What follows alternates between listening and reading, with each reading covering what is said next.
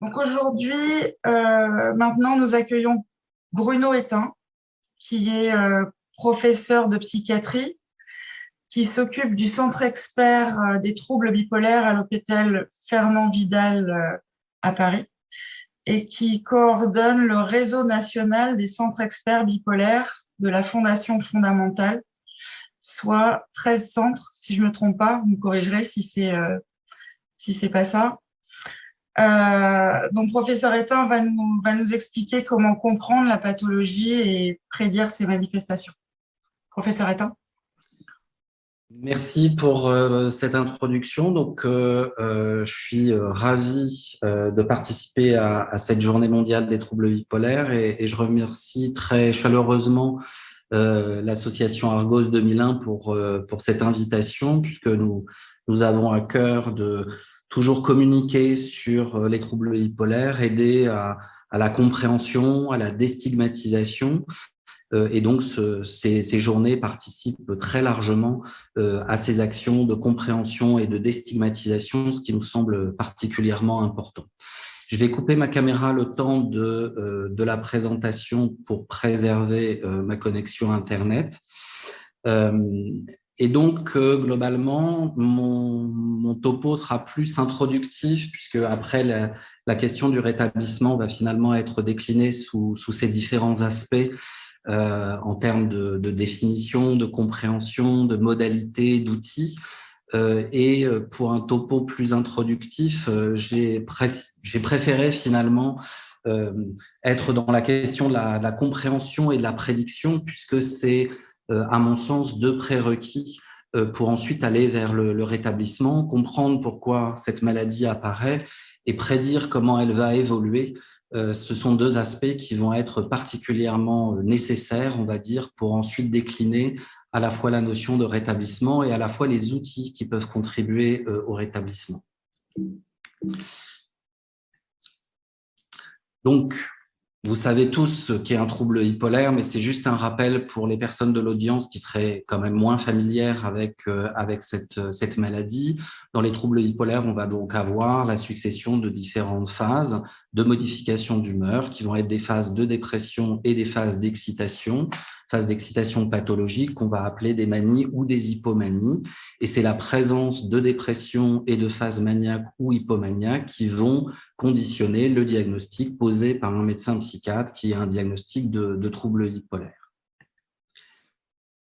Il y a quelques chiffres qu'il est important de rappeler, toujours en amont d'une journée comme ça consacrée en intégralité à la question de la bipolarité. C'est la question de la prévalence en population générale de ces troubles.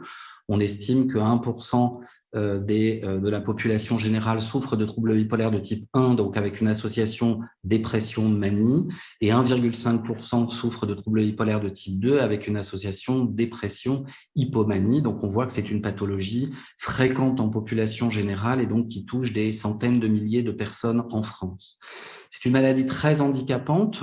Alors, j'ai mis maladie mentale entre guillemets parce que j'aime pas tellement le terme, mais c'est le terme utilisé par l'OMS. Donc, c'est la 5e maladie mentale la plus handicapante dans le monde et la 3e chez les 15-24 ans. Donc, on voit que ça touche essentiellement lors des modes de début précoces des populations qui sont des populations jeunes et qui sont en cours de construction de leur vie sociale, amicale, amoureuse, professionnelle et donc qui va avoir un impact important. Le pic de survenue se situe aux alentours de 19 ans, donc qui montre encore que la maladie va apparaître à un moment critique du développement social, familial, professionnel des individus et une maladie qu'on a encore beaucoup de mal à diagnostiquer et à traiter avec un retard au traitement qui est de l'ordre de 9 ans en France. Ça, c'était une étude réalisée par Noémie Grandcourt au Centre expert troubles bipolaires de Créteil.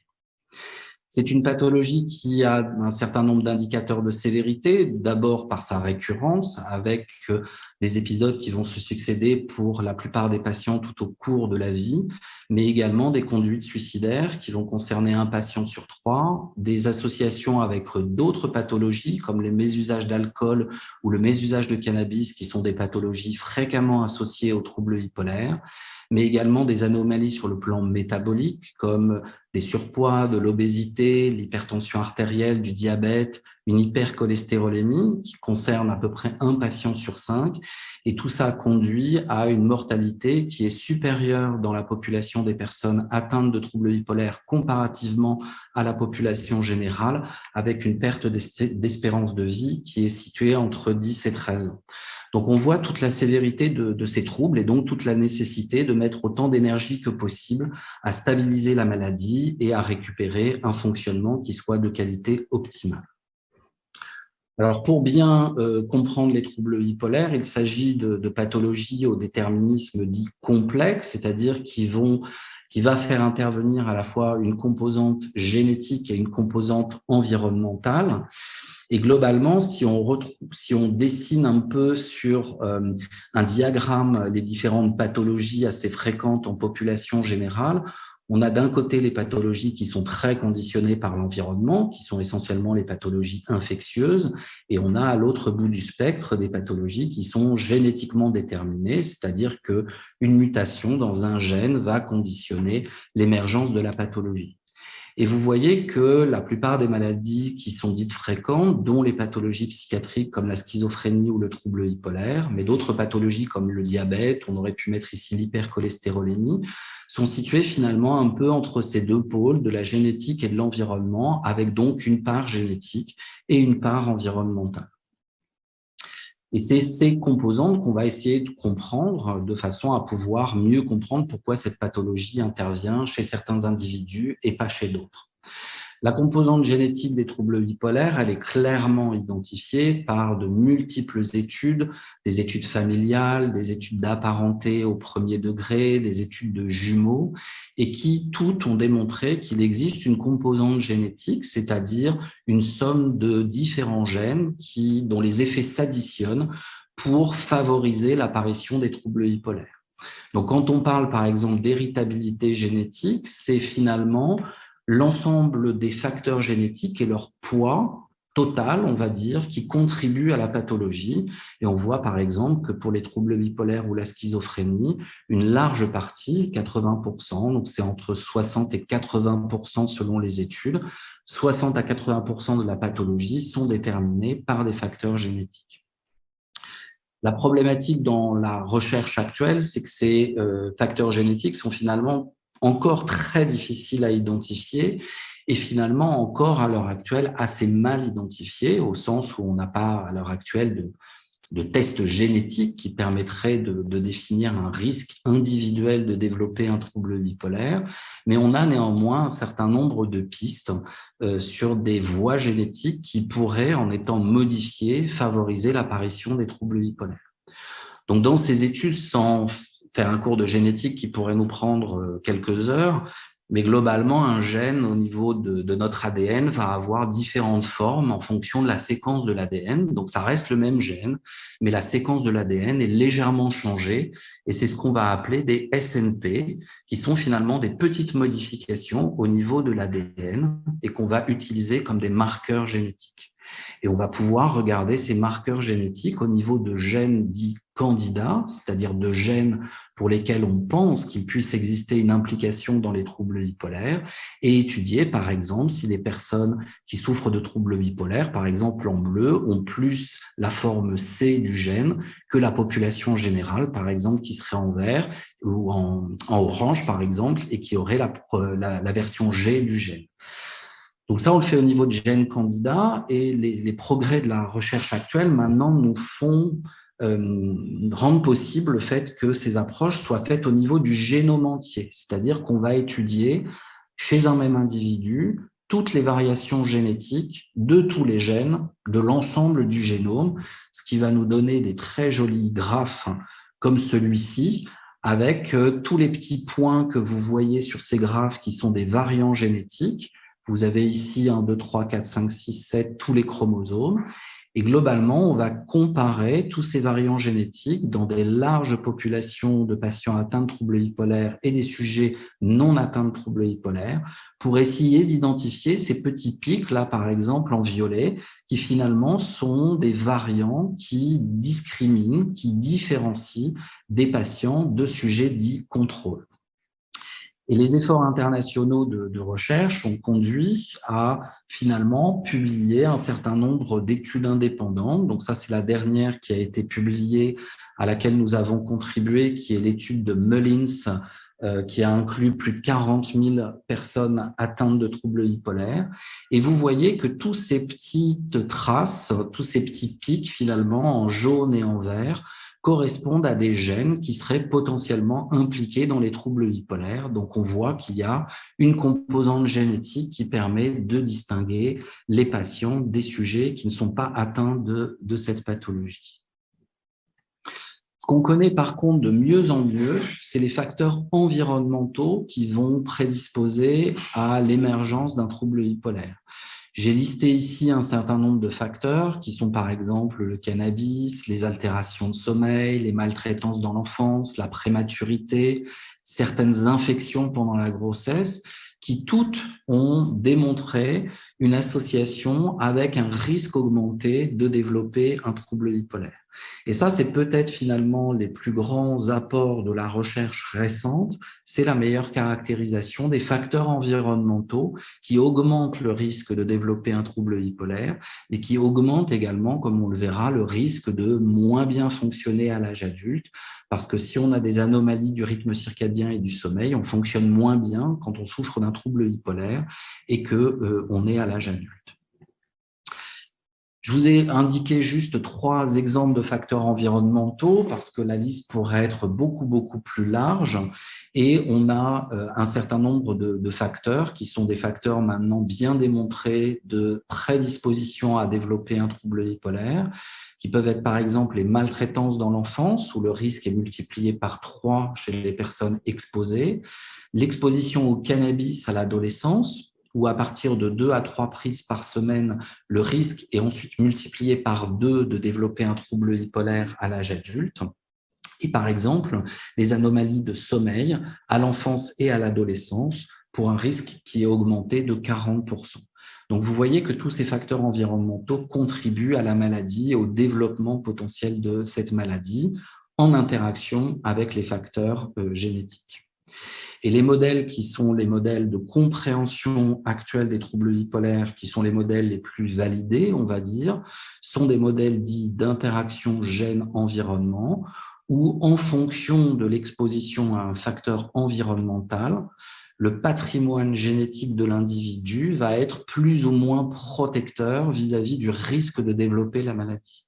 Donc, par exemple, si je suis exposé à un facteur environnemental de prédisposition au trouble bipolaire et que par ailleurs, je suis porteur dans mon patrimoine génétique de gènes de vulnérabilité au trouble bipolaire, et bien entendu, mon risque est augmenté de développer la pathologie.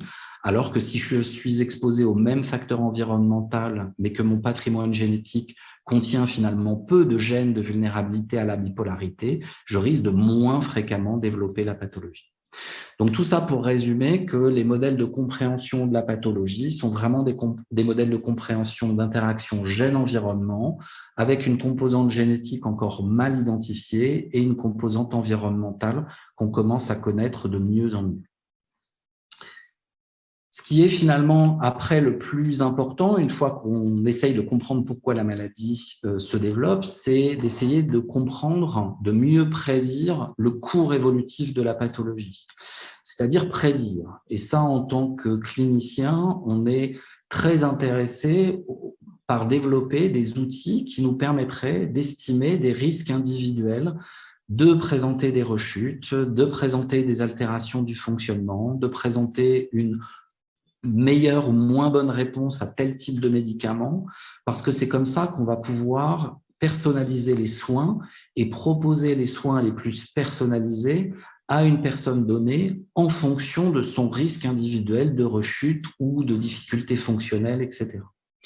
Et dans ce contexte-là, il y a 2 approches, et je vous donnerai 2 exemples pour chacune de ces approches, qui sont l'une des approches qu'on appelle centrée sur la maladie, c'est-à-dire qu'on va essayer de prédire quelque chose qui est une composante de la maladie. Prédire les rechutes, prédire les conduites suicidaires, prédire le développement du syndrome métabolique, par exemple. Ça, c'est une approche qui est très centrée sur la maladie et son cours évolutif. Et on a également des approches qui sont beaucoup plus centrées sur l'individu, ce qui nous intéresse finalement le plus, bien entendu, et qui est par exemple de prédire les trajectoires de fonctionnement.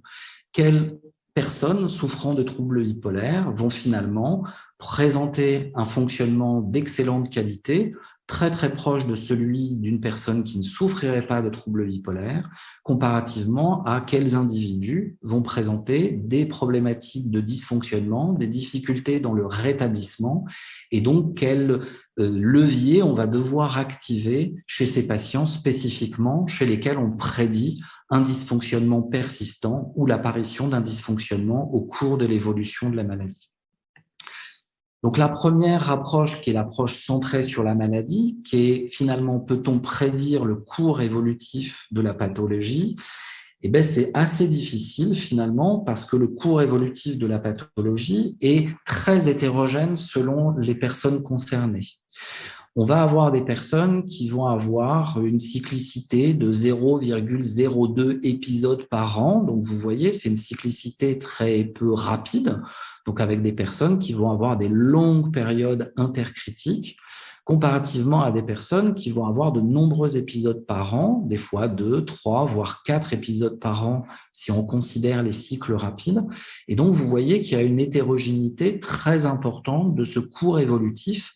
Et l'idée, c'est comment peut-on prédire les personnes qui ont un cours évolutif plus instable, qui vont présenter plus de rechutes au cours de leur vie, de façon à maximiser leur prise en charge et à personnaliser la prise en charge par rapport à leurs facteurs de risque de rechute. Vous voyez que sur ce graphe, le gros pic ici, qui est à 0,6, montre qu'en moyenne, lorsqu'on considère des personnes souffrant de troubles bipolaires, elles vont présenter 0,6 épisodes par an en moyenne, ce qui correspond finalement à une rechute, à un épisode de rechute tous les 2 ans à peu près. Ça, c'est la cyclicité moyenne, mais vous voyez ici que vous avez des personnes qui ont beaucoup plus de rechutes en termes de fréquence et qui vont avoir un cours beaucoup plus instable.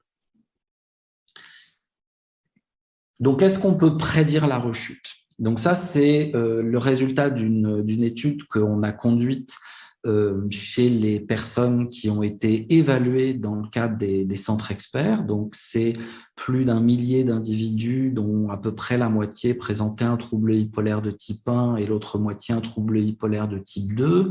C'est une majorité de femmes avec un âge en moyenne de 42 ans, un âge de début à 25 ans, et un nombre d'épisodes au moment où les patients rentrent dans l'évaluation qui est en moyenne de 7. Et vous voyez qu'on a une durée de suivi qui est entre 1 à 2 ans et avec une présence de rechute qui est importante puisque plus de 50% des personnes vont présenter une rechute dans la période écoulée entre 12 et 24 mois. Donc, on voit que cette question de la rechute, elle est fréquente dans la population qui est évaluée en centre expert. La question, c'est est-ce qu'on a des facteurs dans l'évaluation initiale qui nous permet de prédire ce qui se passe en 1 ou 2 ans? Et la réponse est oui. On a beaucoup de facteurs qui sont associés au fait de présenter ou de ne pas présenter une rechute au cours du suivi. Donc ça, c'est un résumé de tous les facteurs qui sont associés à la rechute. Et vous voyez que, par exemple, si on se focalise sur les facteurs qui sont communs pour les types 1 et les types 2, on a le fait de présenter plus de symptômes de dépression, un moins bon fonctionnement, plus d'anomalies de sommeil, une cyclicité plus rapide, des traumatismes dans l'enfance et de prendre plus de médicaments qui sont finalement associés au fait de plus rechuter ou de rechuter plus tôt au cours du suivi. Donc ça, on peut se dire, oui, on a plein finalement de facteurs qui sont associés à la rechute. Mais être associé à la rechute et prédire la rechute, c'est 2 choses un petit peu différentes dans les modélisations statistiques qu'on utilise. Et en fait, quand on utilise cette variable, on essaye de classer finalement les sujets entre va rechuter et ne va pas rechuter. Et pour avoir un indice de classification de ces sujets, on utilise un indicateur qui s'appelle l'AUC, donc ça, je n'entrerai pas dans les détails. Mais quand on utilise toute cette variable pour prédire qui rechutera et qui ne rechutera pas, eh bien l'AUC, elle est à 0,65. alors que quand on veut un modèle avec une bonne prédiction, on veut une AUC qui soit au-dessus de 0,80. Donc, on trouve plein de facteurs qui peuvent différencier des personnes qui vont rechuter et des personnes qui ne vont pas rechuter, mais notre prédiction est très mauvaise. C'est-à-dire qu'on se trompe souvent en disant telle personne basée sur son évaluation risque de rechuter ou telle personne risque de ne pas rechuter. En gros, on se trompe dans quasiment 35% des cas. Donc, ce qui veut dire que prédire la rechute, à l'heure actuelle, c'est encore très compliqué et les évaluations cliniques qu'on fait avec des questionnaires, avec des interviews, ont du mal à informer le risque individuel de rechute et on n'est pas en mesure de dire quel sujet risque de rechuter dans les 2 ans et quel sujet, au contraire, a un risque très bas de rechute dans les 2 ans. Mais au-delà de la rechute, on a aussi la question de pouvoir prédire le fonctionnement parce que finalement, la rechute, c'est une problématique en soi. Le fonctionnement, c'est une autre problématique. Ces 2 problématiques qui sont fortement associées, mais pas obligatoirement, parce qu'on va avoir, par exemple, nous régulièrement des personnes qui présentent des rechutes une fois tous les 2 ans, une fois tous les 3 ans, donc qui ont des rechutes, mais qui finalement ont un fonctionnement interépisode d'excellente qualité, c'est-à-dire une très bonne rémission des troubles. Et entre 2 épisodes, ils ont un fonctionnement extrêmement qualitatif, on va dire. Et par contre, on a des personnes qui finalement, parfois, n'ont pas des profils de rechute aussi fréquents que ça, mais la rémission est partielle, la réponse au traitement médicamenteux est relativement modeste et les persistances de fonctionnement, de dysfonctionnement sont importantes. Donc, vous voyez que le fonctionnement peut être associé et prédit par la cyclicité, mais également probablement par d'autres variables qui ne sont pas uniquement le fait de présenter des rechutes, oui, non.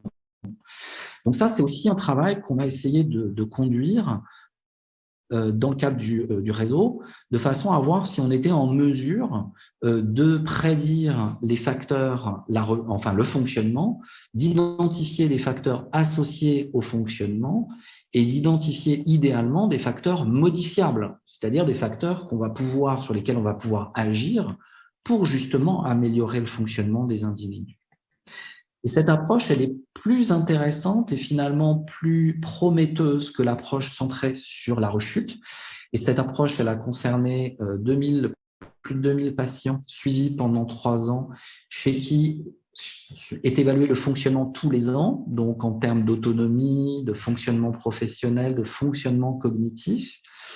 Et avec des modélisations un peu complexes, on identifie 2 groupes principaux qui sont un groupe majoritaire, donc ça c'est vraiment un message quand même optimiste, qui est un groupe avec un fonctionnement de bonne qualité, qui finalement est le groupe majoritaire, donc ça c'est un vrai message d'espoir, on va dire, mais quand même un groupe qui est plus minoritaire, mais pour lequel le fonctionnement est de moins bonne qualité, dit de mauvaise qualité, et va rester stable dans cette mauvaise qualité au cours des 3 ans de suivi. Et donc, qu'est-ce qui différencie les personnes qui ont un fonctionnement stable de bonne qualité par rapport aux personnes qui vont présenter malheureusement un fonctionnement stable mais de mauvaise qualité? Et bien là, on trouve un certain nombre de facteurs qui sont associés au bon ou au moins bon fonctionnement, qui sont le fait d'être sans emploi, le nombre d'hospitalisations précédentes, les symptômes dépressifs résiduels, les traumatismes dans l'enfance, l'indice de masse corporelle, donc tout ce qui est surpoids, obésité, les troubles du sommeil et le nombre de psychotropes. Et ces 7 facteurs prédisent de manière vraiment bonne qui va présenter un fonctionnement durable de bonne qualité versus qui va présenter un fonctionnement durable de moins bonne qualité. Et là, je vous ai remis le petit indicateur qui s'appelle l'AUC. Je vous avais dit que si c'était au-dessus de 0,80, la prédiction était bonne. Ben là, on est à 0,85. Donc, la prédiction, elle est vraiment bonne. Et ce qui est intéressant, c'est que tous les facteurs que j'ai indiqués en vert dans le petit tableau, c'est des facteurs qui sont potentiellement modifiables, c'est-à-dire promouvoir l'aide à la réinsertion professionnelle, tracer et traiter très efficacement les symptômes dépressifs, aider sur la santé physique, corriger les troubles du sommeil, aménager le traitement pour diminuer le nombre de psychotropes. Tout ça, c'est des facteurs qui sont potentiellement modifiables et qui sont autant de leviers thérapeutiques qui pourraient être activés pour que les personnes passent du groupe stable de mauvaise qualité en termes de fonctionnement au groupe de bonne qualité. Donc, il y a vraiment des espoirs parce que, justement, avec ces données, on arrive à des modèles prédictifs, à identifier des facteurs associés et des facteurs qui sont potentiellement modifiables. Et donc, ça fait écho finalement aux travaux assez préliminaires qu'on avait fait avec Chantal Henry, toujours dans le réseau, et qui regardaient comment, à quoi était corrélée l'amélioration du fonctionnement dans le cadre du suivi au centre expert. Donc, on prenait les patients, ils sont évalués pour le fonctionnement régulièrement, et globalement, on arrive à suggérer que l'amélioration du fonctionnement, elle est présente, elle est observée lorsque on diminue les symptômes dépressifs, lorsqu'on améliore le sommeil, lorsqu'on favorise la perte de poids, lorsqu'on diminue les troubles anxieux et les abus de substances, et lorsqu'on augmente l'adhésion aux traitements médicamenteux. Donc, vous voyez qu'on a vraiment des leviers pour essayer d'améliorer ce fonctionnement et d'aller vers le rétablissement. Donc, en conclusion, dans cette question très introductive de cette journée sur comprendre et prédire dans les troubles bipolaires, donc en résumé, comprendre les troubles bipolaires, les choses s'améliorent, on comprend de mieux en mieux, aussi bien sur le plan génétique que sur les plans des facteurs environnementaux. Néanmoins, des avancées sont encore attendues de façon à identifier vraiment les mécanismes génétiques qui favorisent l'apparition des troubles. Ce qui est, à mon avis, le domaine le plus important, c'est prédire les trajectoires individuelles. On a beaucoup de progrès à accomplir là-dessus, parce que les rechutes, par exemple, sont encore difficiles à prédire, mais par exemple, prédire les trajectoires de fonctionnement, ce qui est très important pour les patients, mais également très important pour les proches, ça, on commence à pouvoir le faire. Et prédire les trajectoires de fonctionnement, identifier des facteurs potentiellement modifiables, ça, c'est les prérequis et les étapes pour aller justement vers la notion de rétablissement. Voilà, je vais m'arrêter ici pour les questions et je vous remercie pour votre attention. Merci, professeur Étain, pour votre intervention. Donc moi, je vous remercie au titre d'Argos 2001, et puis il y a beaucoup de personnes qui vous remercient pour votre art de la pédagogie et pour vos mots simples. Donc, merci de la part de nous autres. On nous pose quelques questions. Celle que j'ai retenue, c'est les perspectives de rétablissement pour les personnes. Bon, là, on m'a demandé pour les personnes massivement dépressives, mais surtout pour les personnes qui sont résistantes à tout traitement. C'est une question un peu compliquée, mais si vous pouviez nous apporter un élément de réponse. Alors, la résistance au traitement est en effet, voilà, si on souffre d'un trouble bipolaire et en effet qu'il est dans une résistance de traitement, il va être très, très difficile en effet d'atteindre le rétablissement parce que, en effet, la pathologie va rester active, souvent de manière importante, avec des épisodes qui vont succéder, etc. On a beaucoup de voies de recherche à l'heure actuelle pour essayer de comprendre. Alors d'abord, la question de la résistance sur les mécanismes très moléculaires de la résistance, donc par exemple sur tout ce qui est la façon de métaboliser, donc c'est-à-dire d'absorber les médicaments au niveau des voies intestinales, de les dégrader au niveau du foie. Donc par exemple, quand les patients qui viennent nous rencontrer présentent des situations de résistance au traitement, on a un certain nombre d'examens qui peuvent se réaliser en hôpital de jour et qui vont tester ces voies métaboliques pour savoir si finalement on a des raisons qui sont des raisons essentiellement un peu enzymatiques, d'enzymes qui grignotent très vite les médicaments, on va dire, qui les détruisent très très vite, ce qui fait que finalement les personnes ne sont pas en mesure d'avoir des taux plasmatiques de médicaments qui vont être suffisamment élevés pour que ça fasse le travail au niveau de la régulation de l'humeur. Pour être très honnête, à l'heure actuelle, ces aspects-là, on ne les connaît pas encore très très bien. On sait identifier un petit peu à l'avance qui risque d'avoir des facteurs de résistance au traitement médicamenteux, mais on ne connaît pas encore très très bien les voies moléculaires. On travaille là-dessus, et puis on travaille sur des approches également qui sont des approches qui sont non médicamenteuses. Toutes les voies de stimulation cérébrale, alors que ce soit les la stimulation dite électrique avec les électrochocs ou les sismothérapies qui sont des techniques les plus anciennes, mais avec la stimulation magnétique transcrânienne, avec la stimulation, la TDCS, donc qui est la stimulation cérébrale profonde. On a des nouvelles voies qui sont encore beaucoup à codifier, mais qui pourraient être des voies importantes pour les patients qui ont des réponses partielles ou des réponses quasi nulles sous traitement médicamenteux. C'est vraiment un champ qui doit se développer dans les années qui viennent. Et il y a beaucoup de centres qui développent ces plateformes dites de neurostimulation. Par exemple, il y a une équipe à Nantes, l'équipe du professeur Sauvager, qui a une plateforme de neurostimulation ouverte aux patients qui souffrent de troubles unipolaires et bipolaires pour leur proposer des alternatives en cas de réponse partielle ou incomplète au traitement médicamenteux. Mais c'est encore beaucoup à codifier pour savoir les paramètres de stimulation. C'est très, très, très compliqué, en fait, ces approches-là. Pour l'instant, c'est encore assez confidentiel, on va dire. Peu de patients en bénéficient. Mais globalement, il y a des voies de recherche qui sont importantes et qui risquent de donner des avancées dans les années qui viennent, on l'espère. D'accord. Merci. On nous demande aussi si les rechutes diminuent avec l'âge. Alors, on a un peu tous les cours évolutifs. Dans l'équipe, on avait un mathématicien qui avait essayé de modéliser comme ça, c'est-à-dire de de rencontrer des personnes pour positionner tous les épisodes au cours de la vie pour essayer de faire des modèles mathématiques prédictifs. Et en fin de compte, ce travail n'a pas abouti, en fait, parce que ça reste extrêmement, extrêmement variable. Assez classiquement, on a quand même tendance à dire, et c'est la réalité quand même chez beaucoup de patients, que les débuts vont être très, très bruyants, avec une cyclicité importante, et puis au bout d'un moment, le diagnostic va être fait, le traitement avec souvent des tâtonnements va être mis en place, les approches psychosociales vont venir pour complémenter ce que le traitement fait de manière impartielle, et globalement, on va avoir progressivement un allongement de la période intercritique, c'est-à-dire que les rechutes vont diminuer en intensité et diminuer en fréquence.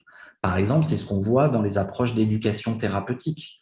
Quand on a de la psychoéducation de troubles bipolaires, on montre que les rechutes vont, au cours du temps, diminuer en intensité et en fréquence. Donc, le cours évolutif, il est plus classiquement celui-là.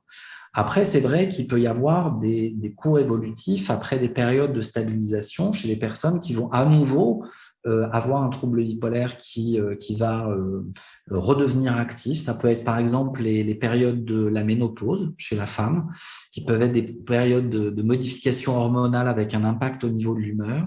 Ça peut être le fait d'avoir été exposé à des événements de vie, c'est-à-dire un trouble bipolaire assez stabilisé, et puis à un moment, il y a un événement de vie très traumatique dans la vie du sujet, et ça va réactiver le trouble bipolaire. Donc, on a un peu toutes les situations, on va dire, mais globalement, la situation quand même majoritaire, c'est qu'avec la prise en charge, le cours évolutif va diminuer au moins en sévérité, parce que c'est ça qu'on cherche, des épisodes qui ne conduisent pas à l'hospitalisation, qu'on peut prendre en charge en ambulatoire. Ça, c'est déjà une première étape très importante. Éviter l'hospitalisation et les conséquences de l'hospitalisation, et idéalement augmenter le plus possible le délai qui s'écoule entre deux épisodes. Super. Je vous remercie, professeur Étain, pour toutes ces explications qui sont quand même indispensables sur le trouble et pour votre introduction. Je vous rappelle à tous que professeur Étain a fait plusieurs conférences avec Argos et qui sont visibles sur la chaîne YouTube de l'association. Merci beaucoup pour votre intervention. Merci.